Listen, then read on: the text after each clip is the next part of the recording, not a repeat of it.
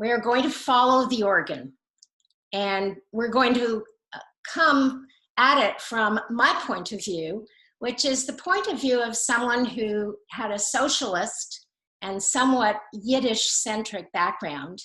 And I found a route into religious Judaism through temple singers a long time ago. And I returned to the synagogue just a few years ago, after decades away. So I actually don't have a long experience in reform, and I'm counting on a lot of you to help me through this. But I especially want to say thank you to the Archives Committee, who have been so generous with their time and their information, and asked and answered every stupid question that I could ask. So thank you to them. So I want to see how the congregation used music and some architecture to develop our reform identity.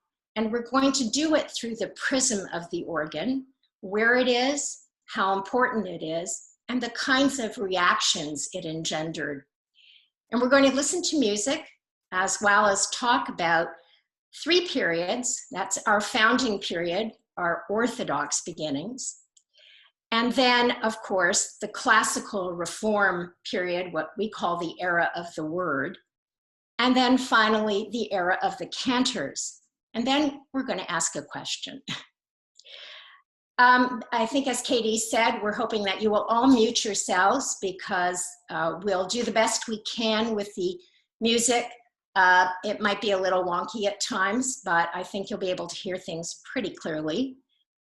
Our cantors didn't leave essays or books. Their imprint is very different.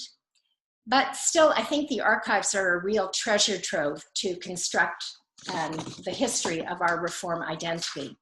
Next slide. Thanks, Katie. So you all know that we started as an Orthodox synagogue. That's us on the top right, above a drugstore in rented quarters, you know, very walkable from where people lived and worked in 1856 on or near Lower Yonge Street. The religious employees at the time filled multiple roles. So they were shochet, melamed, moyo, and hazan, often all at the same time. The congregation actually got its first purpose-built building 1 block east of this drugstore in 1876. And that was actually before it got its first professional cantor. The building cost about $6,000, and many Christians who donated attended the opening. Businessmen, and they were well-off businessmen like Louis Samuel and Alfred Benjamin, were really well regarded in the city as philanthropists. I think this new building expresses some real confidence about their place in Toronto. And it was designed by a really prominent architectural firm of the time, Stewart and Strickland. By the way, these 2 drawings, the one on the left and bottom right, are actually from architecture books of the time. They were actually considered a landmark building. So I actually find the building a little unprepossessing, but it is very upfront about its Jewish identity. And you can see in the sketch on the bottom right there, the Jewish star in the window, and then the Jewish star at the building's apex. So inside, typical of Orthodoxy, there's a woman's balcony. The reading of the Torah takes place at the center podium. But in a departure that sounds oddly familiar, the sanctuary didn't face east, it actually faced south. And nobody seems to have said anything about it. Next slide. So the building's opening, the dedication, was in 1876, and it was covered in all of the newspapers. They formed a choir, and they rented an organ just for the occasion. It was still Orthodox, but they actually assembled a woman's choir. So these were probably musically talented wives and daughters of congregants. It was covered, as I said, extensively in the press, but I want to draw you to the Toronto Mail and Empire, because their article, I think, was the longest the most detailed and very respectful. And it said the music was actually learned by ear and was very creditable. The male also noted that neither women's voices nor the organ were actually allowed in Jewish services, but because this was not actually a service, it was acceptable. So the women's choir actually became a more regular fixture at Shabbats. And it was founded and led by Mrs. Rebecca Morris, that's the woman in the center photo, and then by Mrs. B. Hirschberg, that's the woman at the left. They were still unaccompanied by instruments. They sang from the women's balcony, but they were rehearsed and led by the first cantor, Joseph Gluck, and then from 1883 by cantor Herman Phillips. The women's choir had very good musicians, I think. I know it had musical capacity. And Tzipora Walters, who's the woman on the right, was actually noted for doing occasional public concerts. Obviously, if we're hearing women's voices in services, it's already placing Holy Blossom outside the confines of strict orthodoxy. Next slide.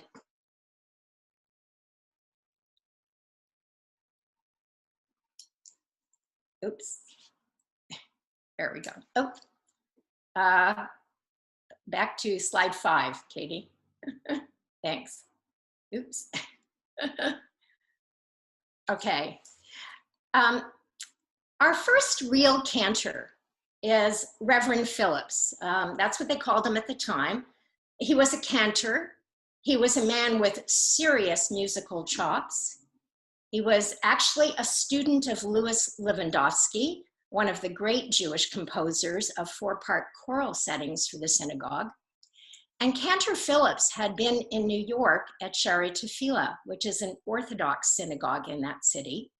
The English-trained rabbi there, Samuel Meyer Isaacs, had actually consulted with Holy Blossom on numerous occasions.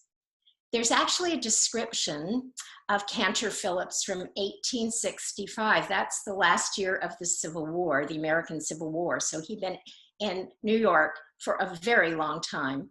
The Jewish Monthly, the Occident, and the American Jewish Advocate actually wrote, he has a rich baritone voice. He is aided by a well-trained choir of men and boys, and he conducted the worship with dignity and apparent devotion, and we thought him the proper man in the right place. I love the language. He joined Holy Blossom in 1883, and he was formal, he was orthodox, he deferred to the English establishment of the time, and he was not just Hazan, but he was also rabbi. He was really the spiritual leader of the congregation. His sermons were in English, and I actually found a quote from one in 1885 praising the volunteer militia who had returned from putting down the Riel Rebellion. He lauded the volunteers, quote, for their prompt service at the call of duty and for the blood shed in the cause of law and order. You can see in the quote on the left that he really brought decorum to Holy Blossom. They were very proud of this. They described it as the most orderly and well-kept shul in the Dominion. And I imagine that he sang some of his mentors' songs, the songs of Louis Lewandowski. So maybe this one, Katie?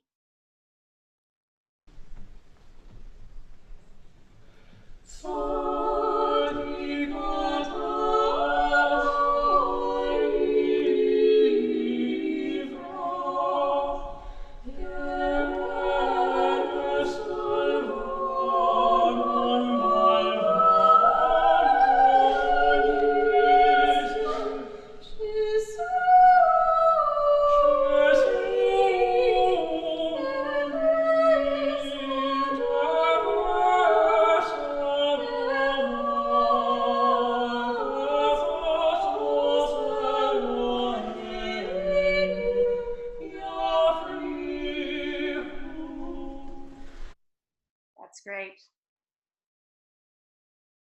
So I think you can hear I think you can really hear the a cappella nature of that version.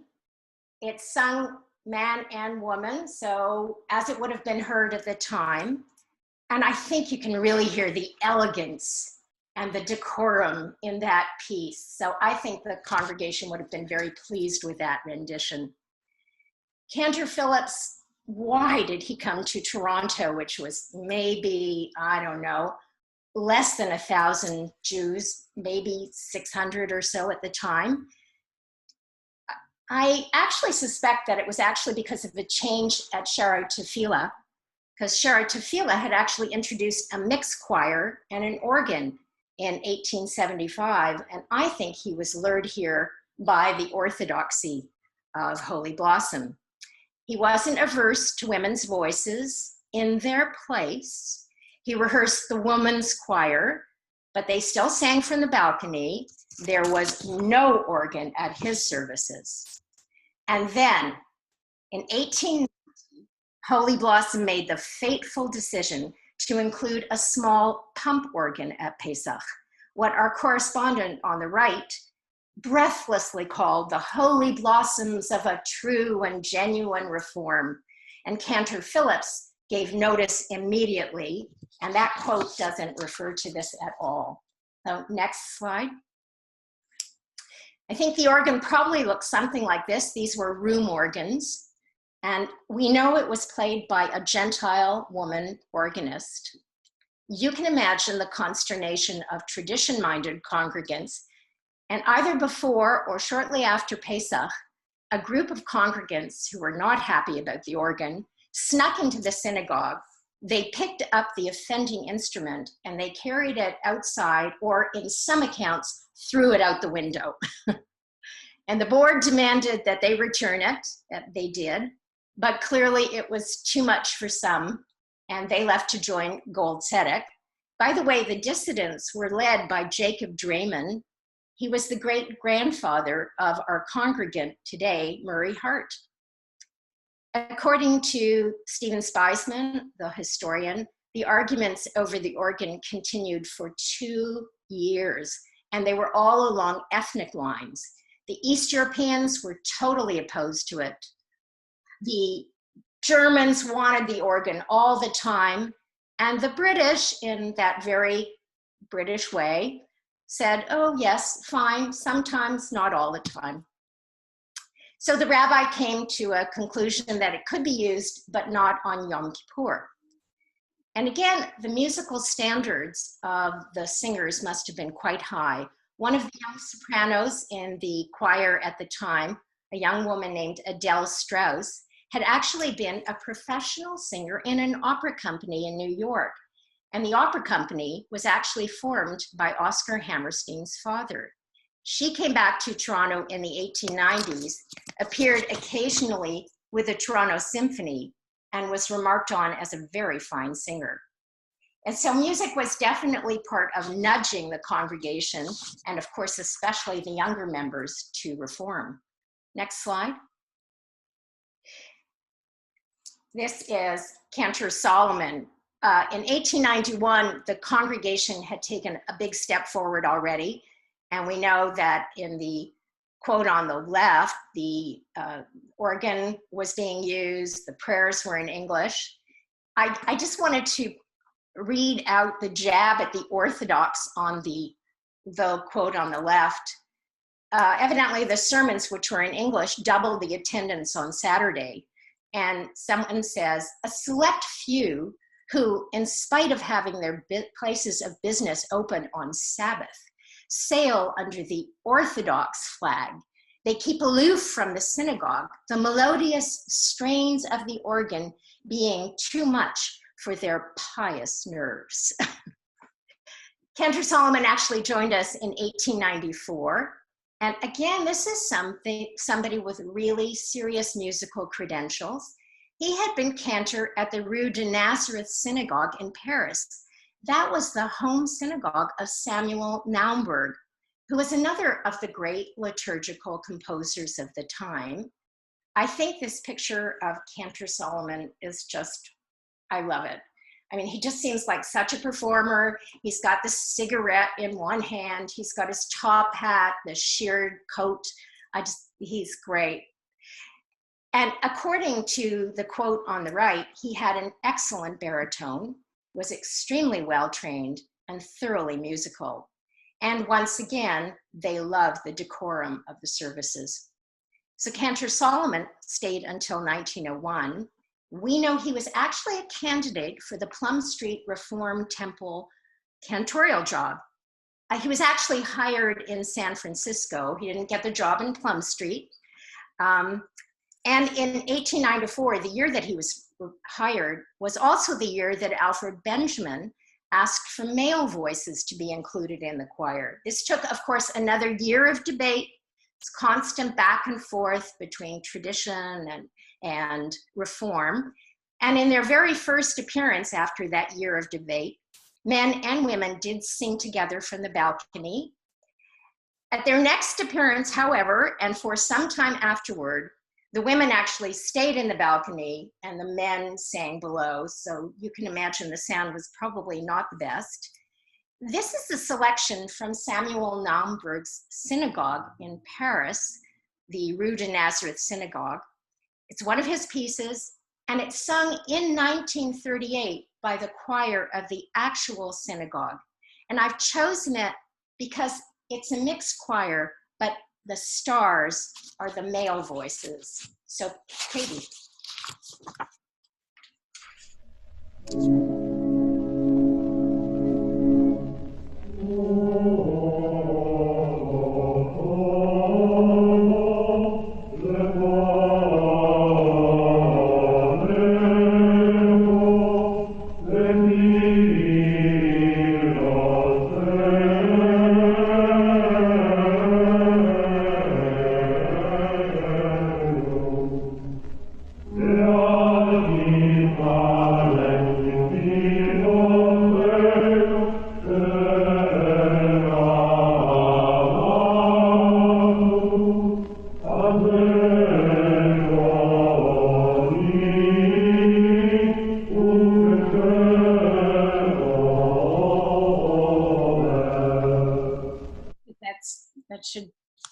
I think you have some idea of the grandeur of the music that would have been heard in the Richmond Street Synagogue, and really how gorgeous, really quite awesome, I think. The next slide. This is Bond Street, our next building. It's 1897, 115 Bond Street.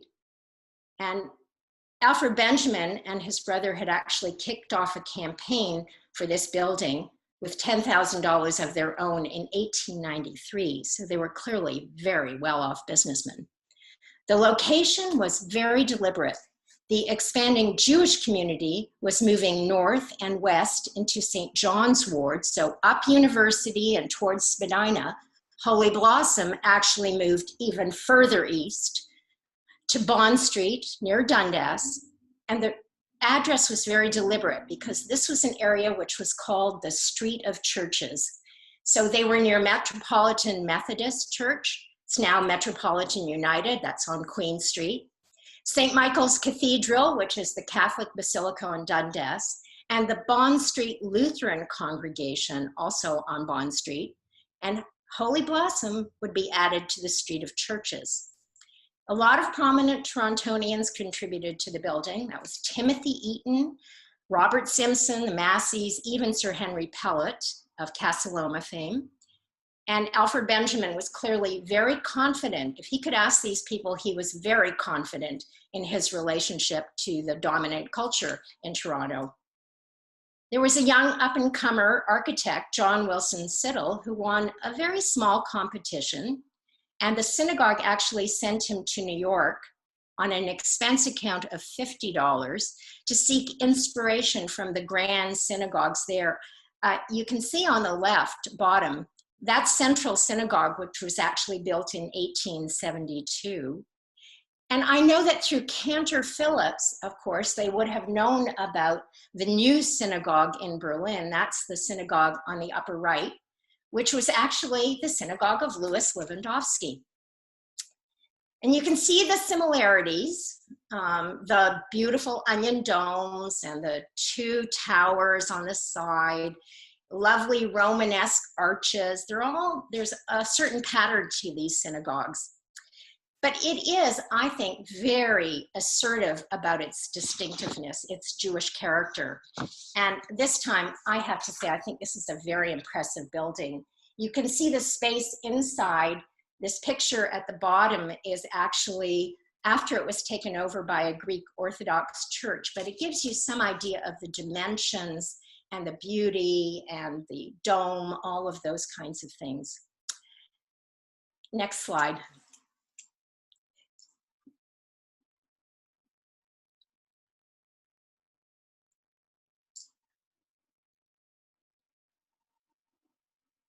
So, oops, there we are. So this is our sanctuary inside in 1897. Cantor Solomon and Rabbi Lazarus both presided over the grand opening ceremony. And it was covered again by all the newspapers. The building cost $40,000 and sat 400 people. And the 4 scrolls were carried in at the opening.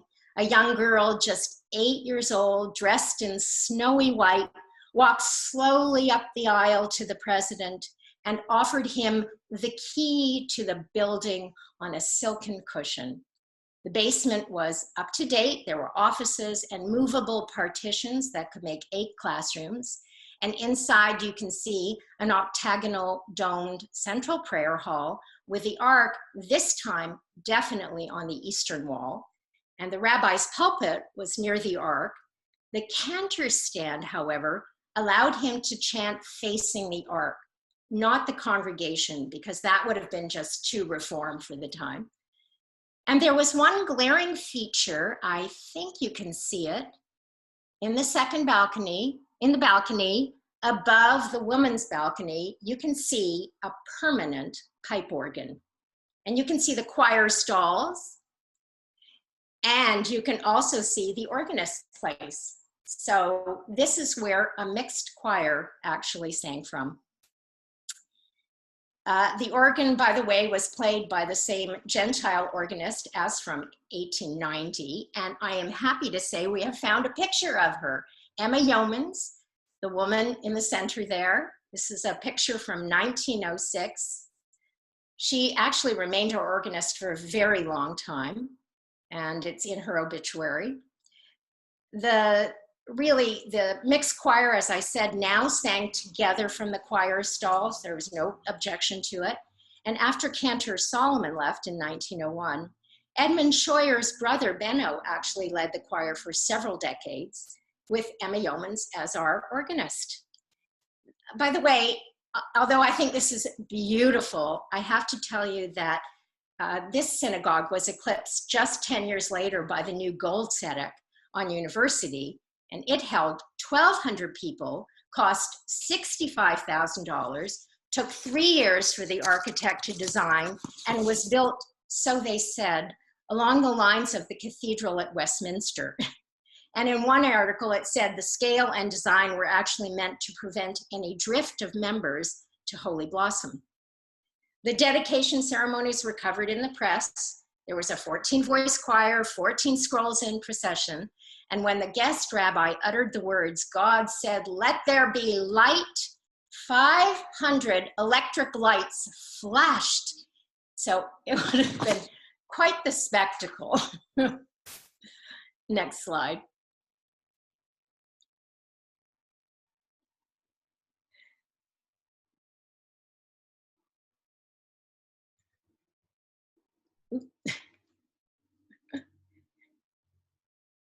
Nope, there we are.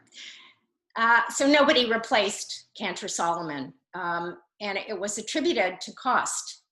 But it also, I think, coincided with generational and demographic change and increased leaning towards reform practices. And change had well and truly begun. A Gentile woman organist, a mixed choir of men and women, and in 1903, approval for using the organ at Yom Kippur.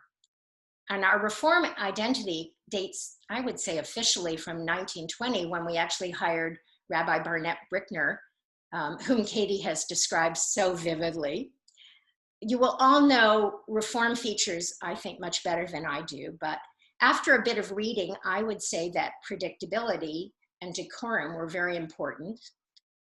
Reform had also made many changes that we see: the organ, reading, not chanting the service, much more English, and much more elevated English, like, you know, a beautiful Anglican service, just stunning English, and shorter services, of course, not so much repetition.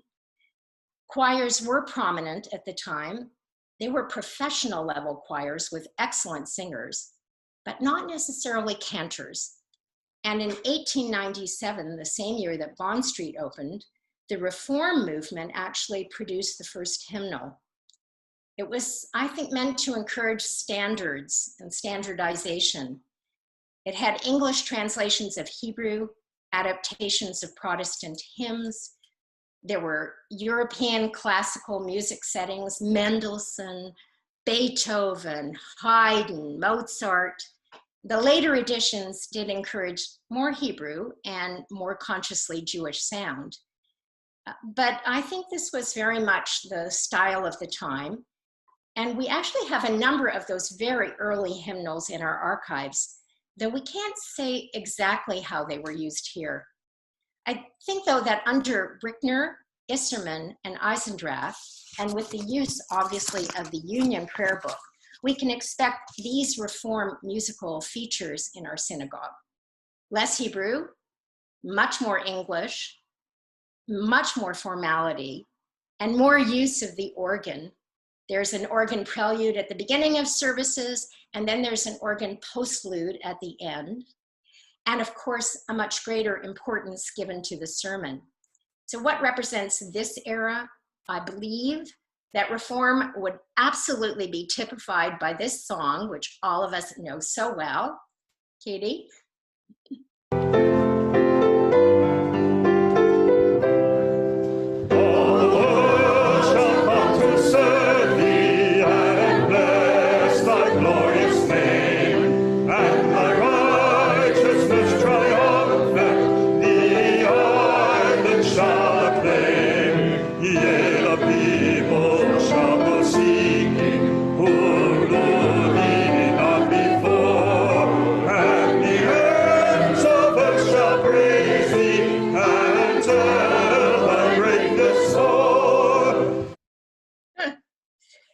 So you can hear, that sounds very Protestant to me. I love to sing it. The English language is very lofty. I don't think there's a Jewish chord or Jewish harmony in it. Yeah, it sounds Protestant. And until a very few years ago, Holy Blossoms sang this, I think, to end the Yom Kippur afternoon martyrology service, I believe. Next slide. So there's a lot happening in Toronto at this time, and I just want to kind of set the stage a bit here.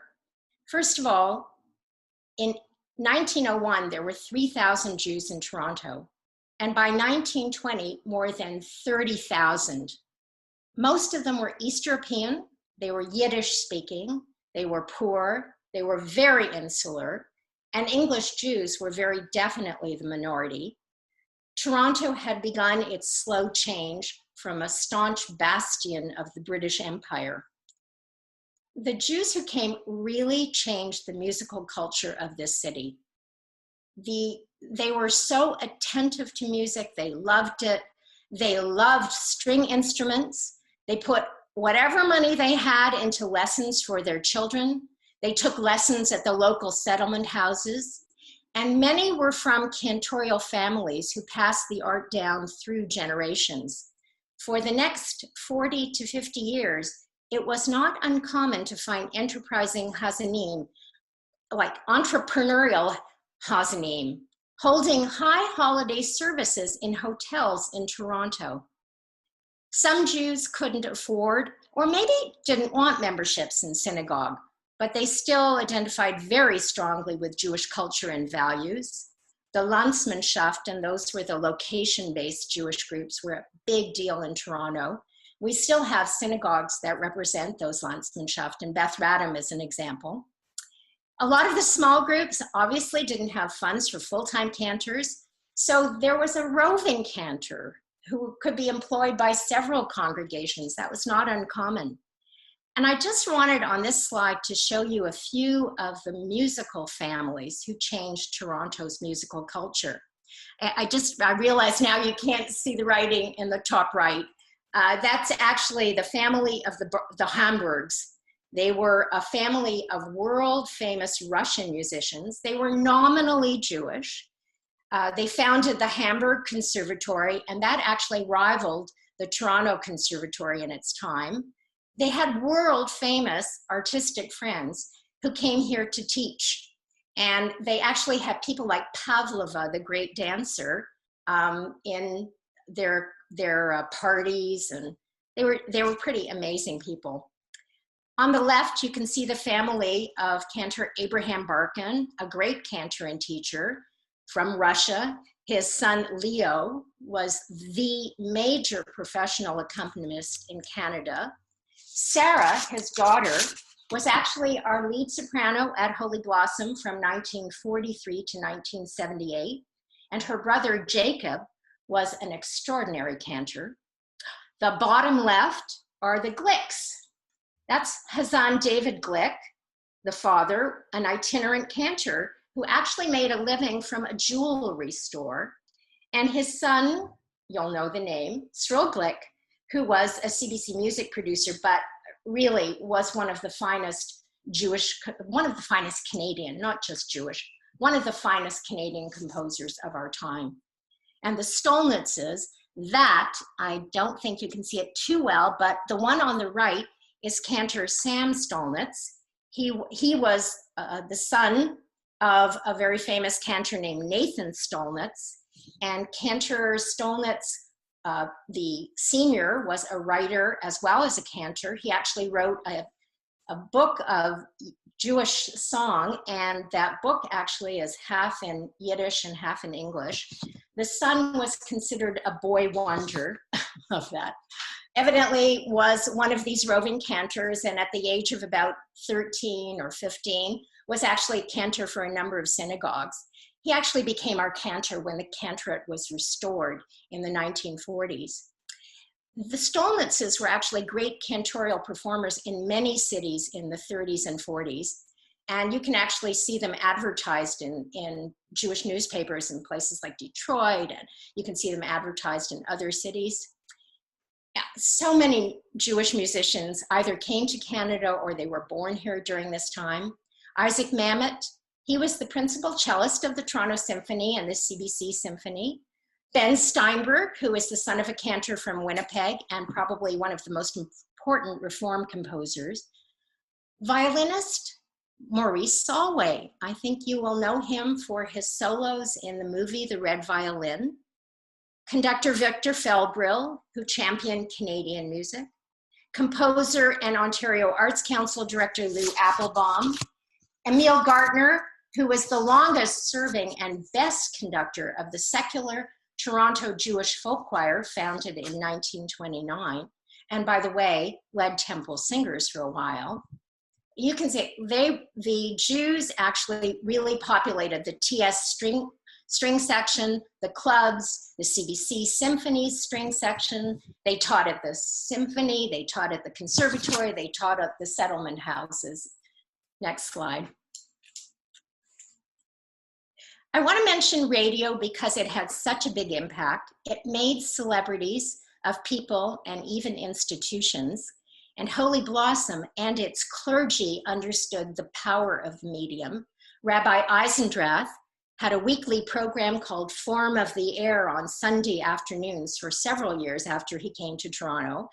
And Rabbi Feinberg, you can see Rabbi Feinberg in a beautiful picture as Anthony Frome, poet prince of the NBC airwaves.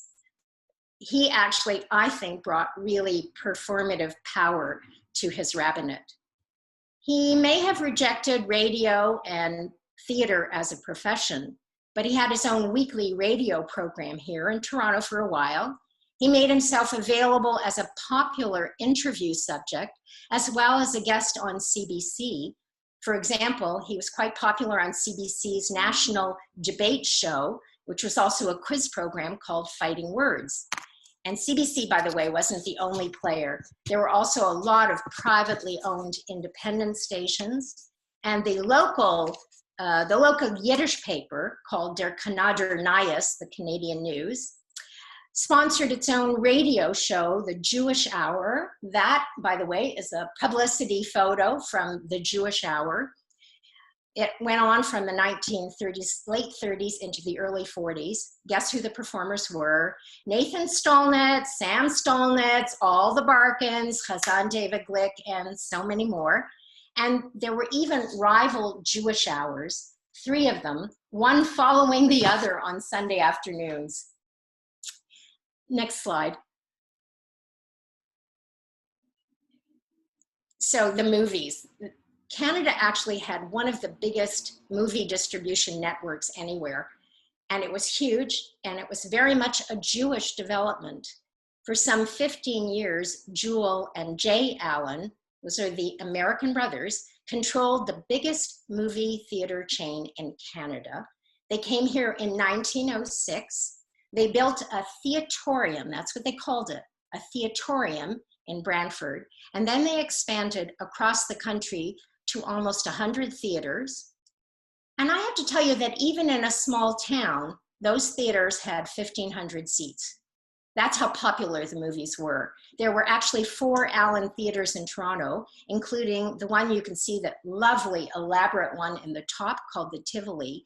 And I've included the one on the bottom because that is actually the Allen Theater on the Danforth, which is now the Music Hall.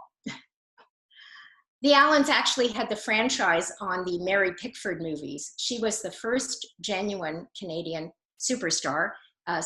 She was a genuine superstar, and she was actually Canadian. The Pickford movies were controlled actually by Adolf Zucker in Hollywood. And in 1923, he drove the Allens out of the business by actually canceling their franchise for her movies. The Allens then picked themselves up and eventually became part of Famous Players, which was actually controlled by Nate Nathanson. And he was another American immigrant, a former newsboy from Minneapolis. He eventually partnered with Adolf Zucker as the owner of Famous Players. And when he retired in 1941 from Famous Players, he actually joined his son in the Odeon movie theater chain. And then the famous Arthur Cohen, no relation. He was a lawyer, the son of Jacob Cohen, the first Jewish magistrate of Toronto. Cohen joined Famous Players, worked his way up, and eventually retired in 1933 at the height of the Depression, and he stayed very heavily involved in Jewish philanthropy. Our next slide. So that we were able to build on Bathurst Street in 1938, the Depression was still ravaging Canada and Toronto, and it owes a lot to these movie people. In 1926, they had actually helped Holy Blossom wipe out a very heavy operating deficit and a mortgage, and it was the movie people who headed up the campaign for Bathurst Street in 1936. Nate Nathanson was the honorary chair of the campaign. He convened a dinner, and immediately by the end of the dinner, he had raised $65,000. The 3 official chairs of the fundraising campaign were Nate Nathanson, Jewel Allen, and Arthur Cohen.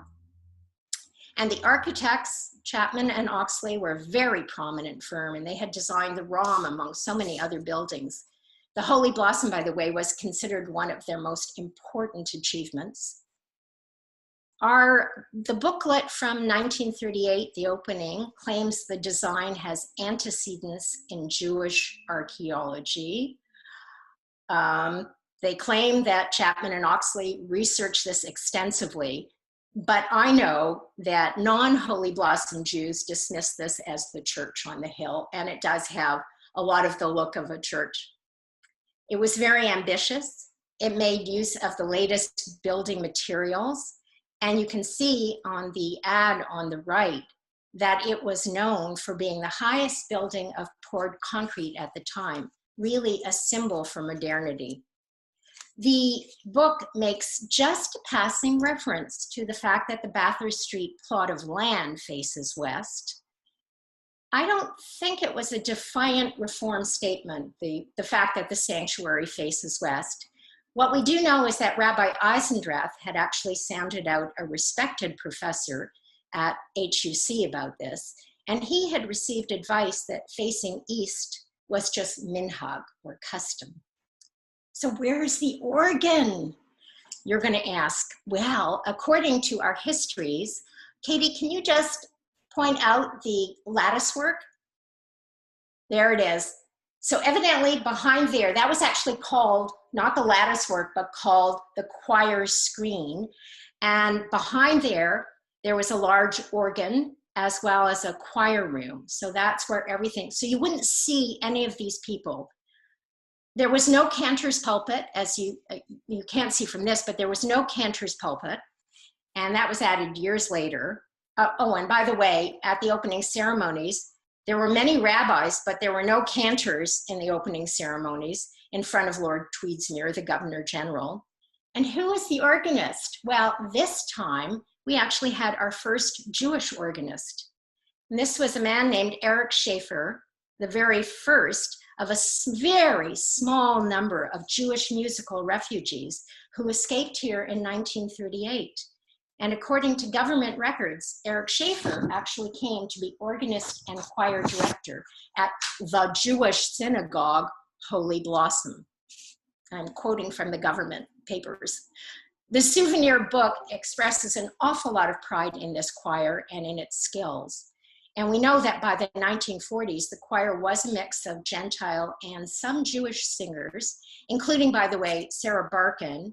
We think as well Sam Stolnitz and some other people I'm going to tell you about. We have a record of the music played at that grand opening weekend, a program. And I looked through the music for the weekend. There were 3 different programs that weekend.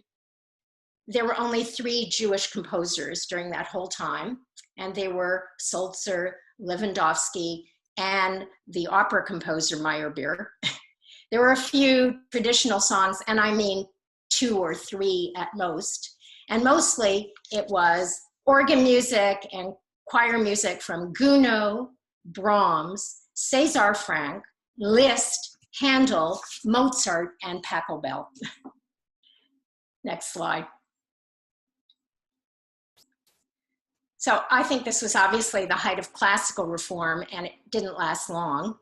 In 1943, Rabbi Feinberg came, and he really did insist on the first cantor of this period, promoting Sam Stolnitz, who had been in the choir. He was a trained singer. Rabbi Feinberg reminded us of music's emotional power, and he introduced more music and more Hebrew into the services. And he came in 1943. In 1944, he founded Temple Singers. And among other performances, Rabbi Feinberg actually took them in an exchange with an African-Canadian Methodist church at the time. Rabbi Plout continued that move towards more traditionalism. We actually have a letter from 1970 in the archives from Naomi Bell to Rabbi Plout, wondering why young B'nai Mitzvah students weren't encouraged to chant rather than read Torah and Haftorah. And she even proposed setting up a class to learn Nusach from the cantor. It became increasingly more common to chant after that. Ben Steinberg, the great composer, that's him in the center. He's looking very happy because here in 1969, they actually had installed a new organ. He actually helped to organize the youth choir, then a religious school choir. And Ben Steinberg was also music director and choir director in Rabbi Plout's time. And I've got to say, he really invigorated the music programs. He played an accordion, which he nicknamed Oscar, in classes. He headed up Temple Singers, He composed music. He premiered two of his most important Shabbat service settings here. But he was really a Reform composer, and so he created pieces for the organ. Katie, could we do Ben Steinberg's Organ Prelude for Shabbat?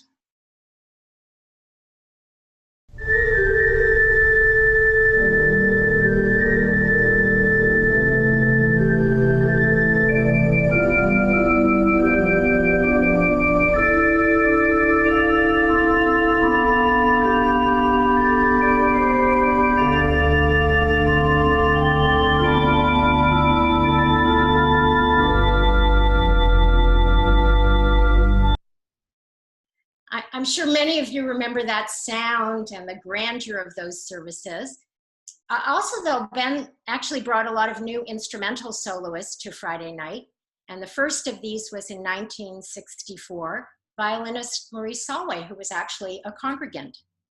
Oh, by the way, Ben Steinberg also brought a dance company in 1965, and they actually weren't there just to do a concert.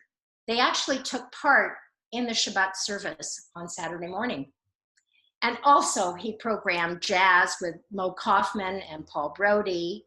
And then in 1968, he and Cantor Barkin expanded the role of temple singers when they performed Franz Schubert's extended vocal setting of Miriam's Song of Triumph.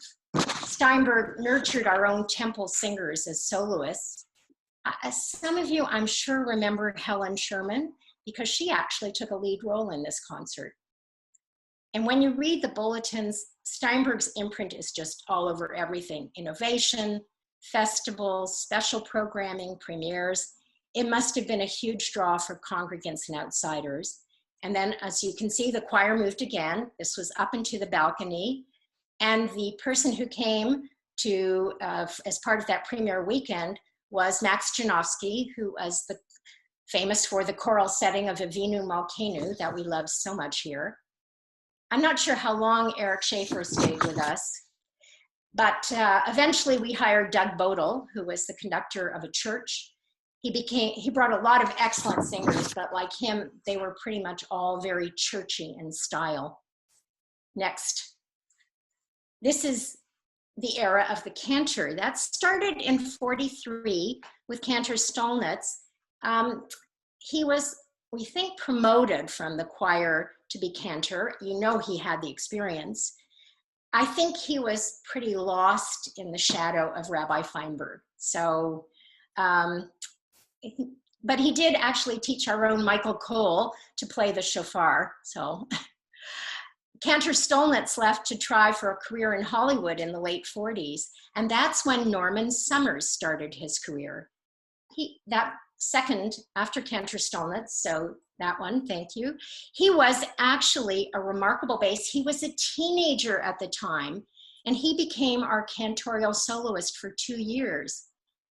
He left us actually for professional training at HUC Music School, and his career was incredibly illustrious. By the way, he returned to Canada, to Toronto, in 1962 as soloist for the Bloch Sacred Service with the Toronto Symphony, and Rabbi Plout as narrator.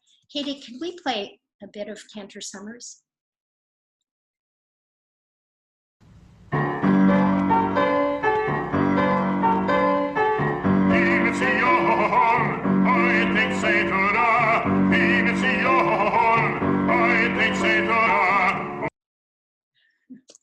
Very kind of angular, very contemporary music, I think. It's Max Helfman again. Our next cantor, as the one on the just to the right, is Jacob Barkin. Cantor Barkin came here. You know, part of that eminent musical family. By the way, the only Holy Blossom cantor whose coming and going actually merited profiles in the Globe and Mail. He came in 1965 for our first Spring Arts Festival, and the Holy Blossom Bulletin announced it as, quote, the triumphant return of cantor Jacob Barkin. And it was actually around that time, and I really mean within about a month or so, that Sam Stolnitz very quietly announced his retirement.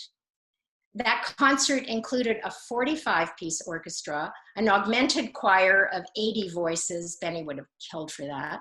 It was all under Steinberg's direction, and it was the Canadian premiere of Shalom Secunda's oratorio, if not higher. Secunda, actually, you know, wrote the music for By Mir Bist Du Schön. So he was the star composer of the Yiddish theater.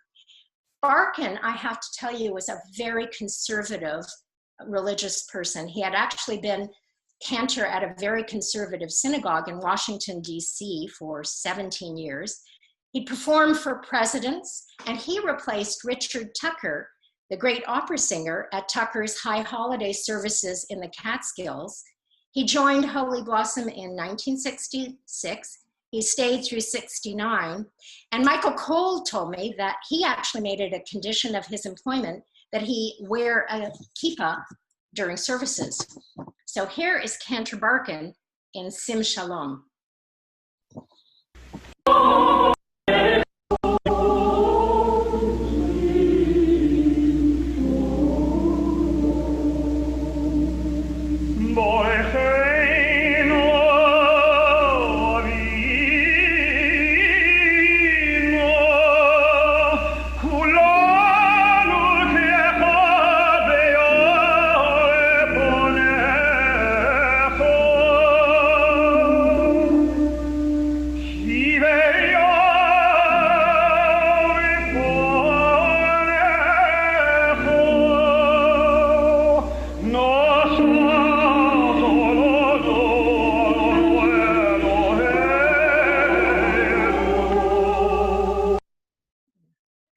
Okay, so you can hear that East European chanting style that Barkin really brought to us. Our next cantor, by the way, is cantor Shelley Merrill. He came in 1969, and that's the same year, by the way, that Ben Steinberg left us. And I think Shelley Merrill was a wonderful cantor, but also he was a very innovative person, and he partnered with Beth Tikva to premiere Cyril Glick's Passover Suite. He also commissioned Milton Barnes' Dybbuk Suite and commissioned Toronto Dance Theatre to provide choreography and dancers in the synagogue for that opening. A little bit, perhaps, of Cantor Merrill.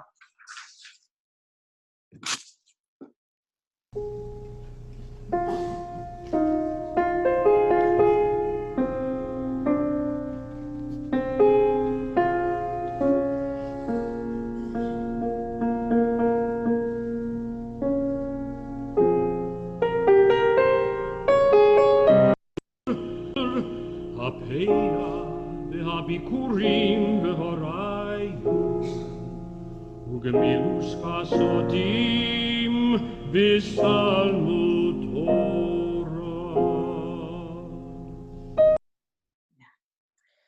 Honestly, I think all of them were just exceptional vocalists.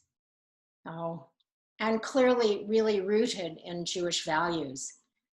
But it was our next cantor that I think, because of his 41 years here, has really, I think, brought teaching Jewish values through music.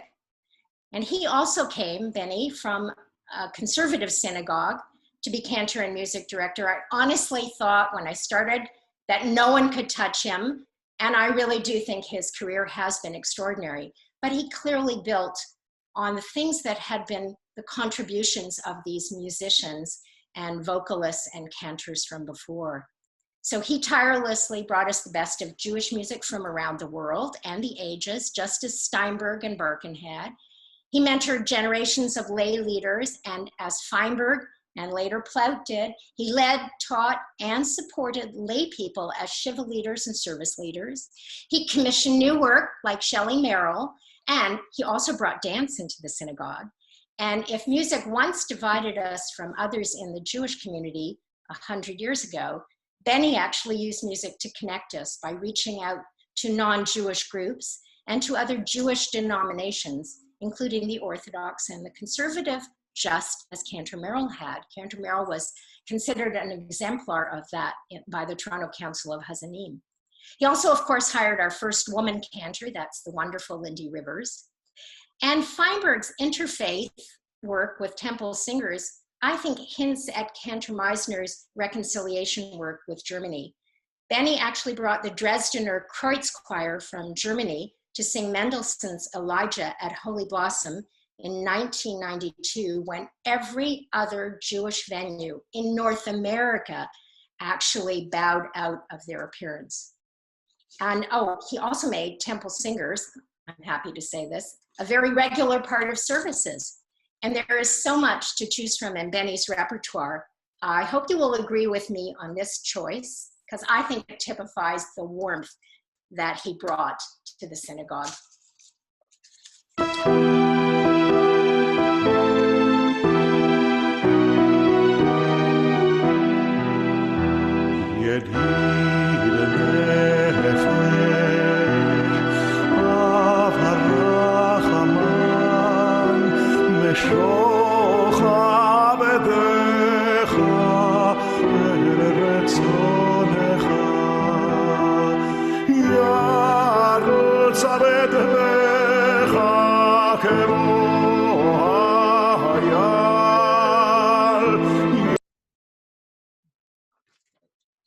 So, next slide.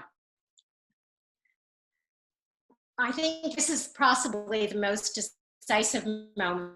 The organ actually broke down. And instead of repairing it, Cantor Meisner and Rabbi Moskowitz encouraged the synagogue to abandon the formal organ, take 200 seats out of the main sanctuary, and build the lower bima in 2005.